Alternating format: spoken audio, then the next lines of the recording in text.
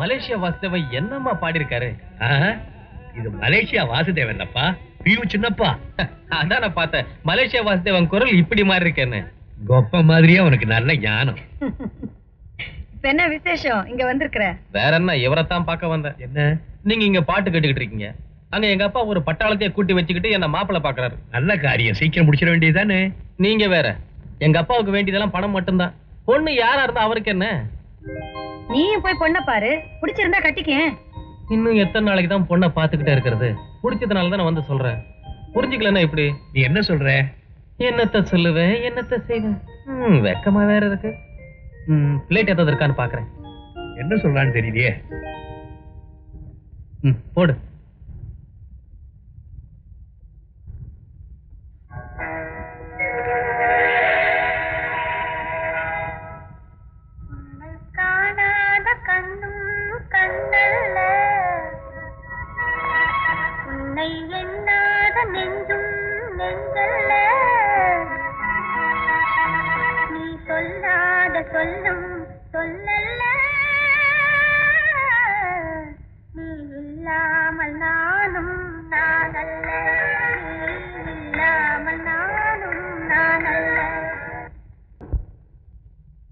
ராஜா sir, உங்களுக்கு telephone வந்திருக்கு. எனக்கா? ஆமா. யாரு? டெலிபோன்ல என்ன சினிமாவை காட்டுறாங்க.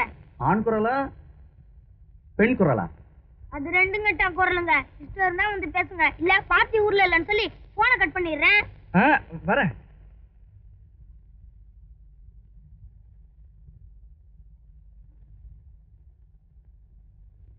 ஹலோ, யாரு?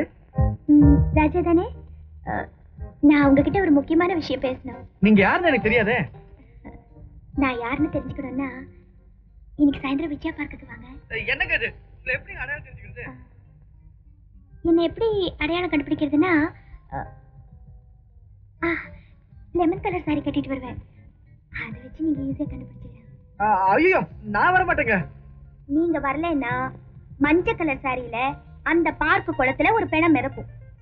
நாளைக்கு நீங்களே வந்து பார்த்து யாருன்னு தெரிஞ்சுக்குவீங்க. இது சத்தியம். இது ரொம்ப அநியாயங்க. அப்ப தவறாம வாங்க.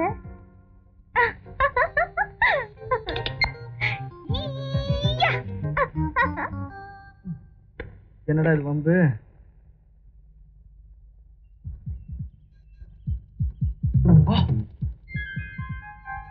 லெமன் கலர் புடவை, அதேதான்.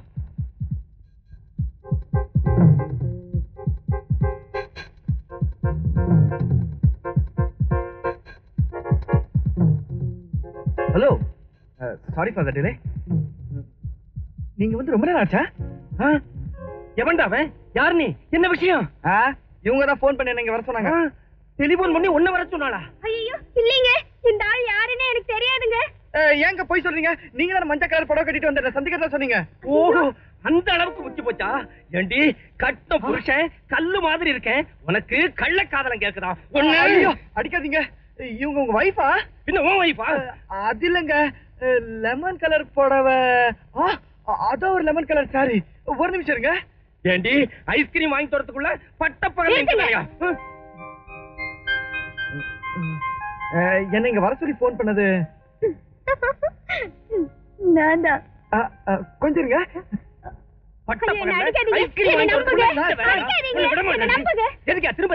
சாரிங்க, ஒரு சின்ன தப்பு நடந்து போச்சு. என்ன தப்பு? என்ன தேடி வந்தது அந்த லெமன் கலர் சாரி. தயவு செஞ்சு என்ன மன்னிச்சிருங்க, நான் வரேன்.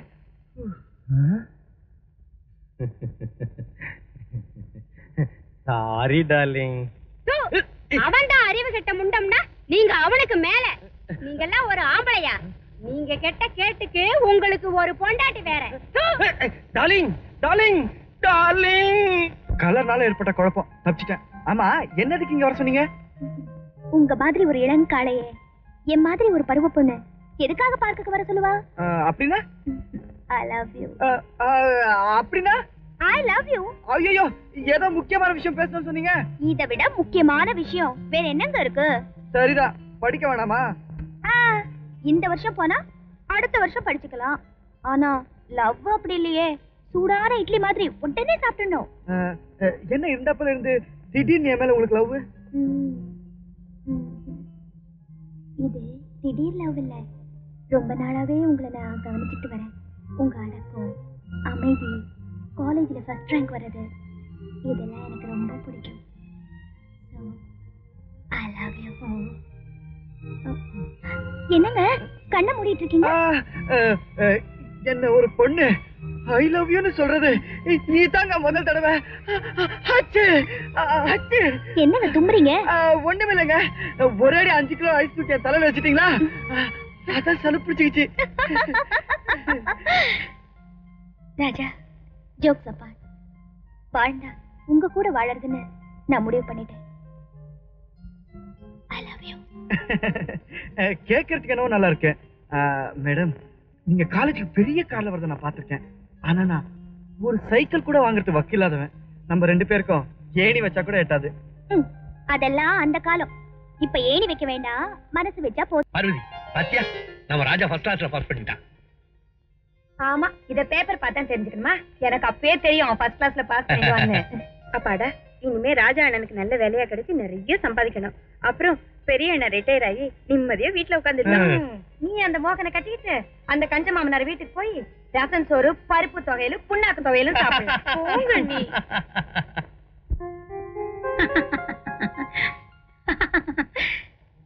நீங்க நிறைய படிச்சிருக்கீங்க, அடக்க ஒடுக்கமாவும் அமைதியாவும் இருக்கீங்க. அதெல்லாம் வச்சு பார்க்கும்போது நீங்க என் பொண்ணு நல்லா வச்சிருப்பீங்கிற நம்பிக்கை எனக்கு இருக்கு. அதனாலதான் என் பொண்ணு உங்களுக்கு கொடுக்கறதுக்கு சம்மதிக்கிறேன். ரொம்ப சந்தோஷம். ஆனா நீங்க ஏழைன்னு சொல்ல போறீங்க அதானே? என் பொண்ணுக்கு வேண்டியது பண்புள்ள கணவரே தவிர பணக்கார மாப்பிள்ளை இல்ல. பணம் வேண்டிய அளவுக்கு என்கிட்ட இருக்கு. எங்க அண்ணன் வார்த்தைக்கு நான் ரொம்ப கட்டுப்பட்டவன். அவர்கிட்ட நான் ஒரு பொண்ணை விரும்புறேன், அவளே நான் கல்யாணம் பண்ணி வைங்கன்னு சொல்ற அளவுக்கு என்கிட்ட தைரியம் கிடையாது. அதனால நீங்க தான். புரிஞ்சுக்கிட்டேன். It's all right. நானே உங்க வீட்டுக்கு வந்து பேசுறேன். ஓகே? Thank you, mummy. வரேங்க. See you. Mummy, can I kiss him now? என்னது? அம்மா, நீங்களே இந்த ஏழை வீடு தேடி வந்து கல்யாணம் பேசுறது ரொம்ப பெருமையா இருக்கு. ஆனா எங்க குடும்ப நிலைமை பற்றி உங்களுக்கு? எனக்கு புரியும். உங்க கஷ்டம், இந்த வீட்டை வச்சு வாங்கியிருக்கிற கடன், எல்லா விவரமும் எனக்கு ஏற்கனவே தெரியும். இப்ப நான் தெரிஞ்சுக்க வேண்டியது உங்களுக்கு எவ்வளவு பணம் தேவைப்படுங்கிற ஒரே விஷயம்தான். பணமா? எதுக்கு? சொல்றேன். கல்யாண செலவு பத்தி நீங்க கவலைப்பட வேண்டாம். அது ரொம்ப பெரிய பட்ஜெட். நீங்க தாங்க முடியுமா? நான் கவனிச்சுக்கிறேன். சுருக்கமா சொல்றேனே, என் பொண்ணுக்கு தாலி முதற்கொண்டு நானே செஞ்சிடறேன். உங்க பதில நீங்க பாத்துங்க. அதுக்கு தான் எவ்வளவு பணம் தேவைப்படும் கேக்குறேன். வரதட்சணையா? அப்படிலாம் இல்ல.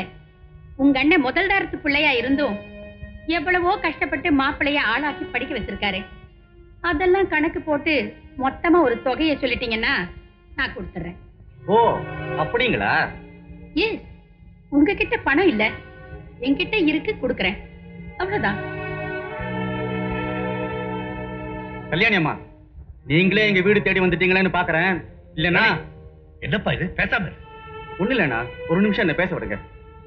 ஏமா, நீங்க இங்க வந்தது கல்யாணம் பேசவா இல்ல எங்க ஏழ்மையை ஏளனம் பண்ணவா? எங்க கிட்ட இல்லாதது ஒன்னே ஒண்ணுதான் உங்ககிட்ட இருக்கு, அதுதான் பணம்.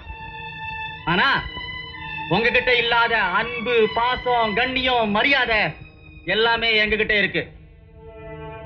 எங்க அண்ணனோட அன்புக்கு முன்னால உங்க பணம் ஒரு தூசு. எங்க அண்ணியோட பாசத்துக்கு முன்னால உங்க அந்தஸ்தும் கௌரவமும் வெறும் செல்லா காசு. இது வீடு இல்லம்மா, கோயில். இரு, நான் சொல்றேன். உங்க பொண்ணு எங்க வீட்டு மருமகளா வந்த மறு நிமிஷமே பிறந்த வீட்டை மறந்துடணும். எங்க அண்ணன் வாங்கி கொடுக்கிற துணியை தான் கட்டணும். இந்த கண்டிஷனுக்கு சம்மதிச்சா கல்யாணம், இல்லனா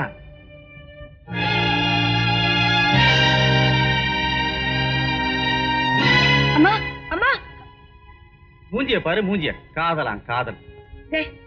இந்த மாதிரி முரட்டுத்தனமா பேசுறதுனாலதான் அவங்க பாட்டு கோச்சிட்டு வீட்டை விட்டு போயிட்டாங்க. அண்ணி, இல்லாதவங்க கோச்சிட்டு போனா திரும்பி வர மாட்டாங்க, இருக்கிறவங்க கோச்சிட்டு போனா திரும்பி வருவாங்க. கவலைப்படாதீங்க.